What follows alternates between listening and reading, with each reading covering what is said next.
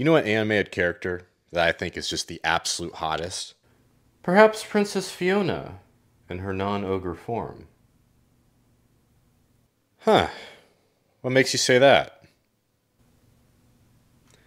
No, it's Eve from Wall-E. But she's an inanimate object.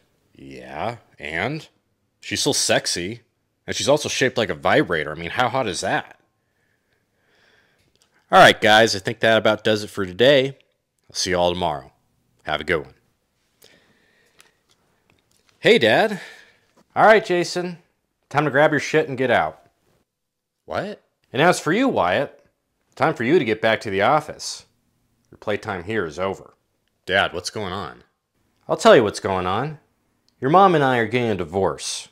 You guys are splitting up? Sharp as a fucking cue ball. Yes, Jason. Divorce means we're splitting up. It also means I no longer have to finance this embarrassing circus that you call a podcast. But Dad, this podcast is going really well, I swear. And, you know, it's not just going to be affecting me. I mean, it's going to be affecting Margaret and Wyatt. Wyatt? You mean the guy I hired to ruin your podcast? You didn't think I hired him to help you out, did you? Why, is that true? Yes. Lucky for you, Jason, Wyatt turned out to be more useless than I thought. Honestly, I didn't think you'd last this long. Hey, come on, son. Don't look so sad. You don't have to leave here for another 3 days. Anyway, I better get going. I got some real work to do. I'll find out about that real soon, son. Wyatt, see you tomorrow bright and early.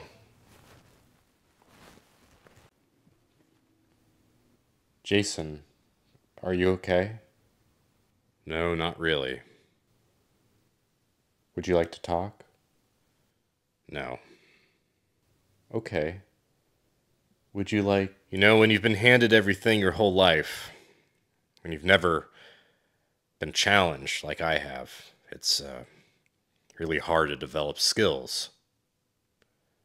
I've never been good at anything because I never had to work towards anything.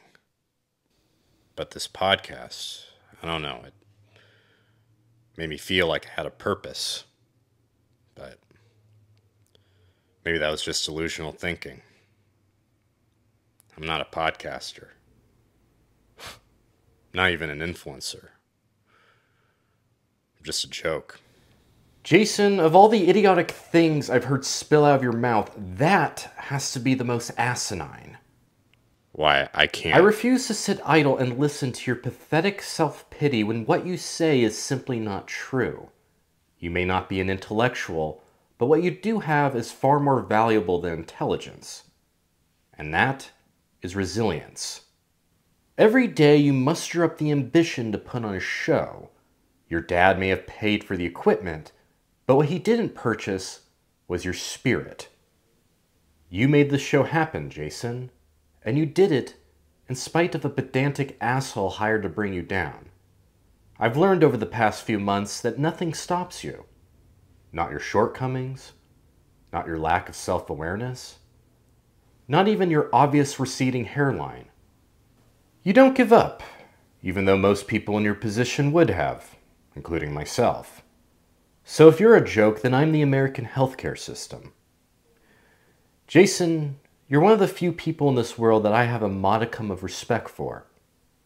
I think it's time you respect yourself. That's nice of you, Wyatt. But I wouldn't be able to afford to hire you. Also, you already have a job with my dad, so... Your dad can engage in intercourse with himself. Jason, I would be lying if I said I didn't care about compensation. Nevertheless, I am willing to work pro bono for a temporary period. This podcast doesn't interfere with my daily duties at the Wolf Sanctuary. I'm willing to provide pro bono services as well. You guys would really do that for me? Don't flatter yourself, Jason. This isn't a charity. I consider this podcast a worthy investment. That means a lot, Wyatt. I love you guys.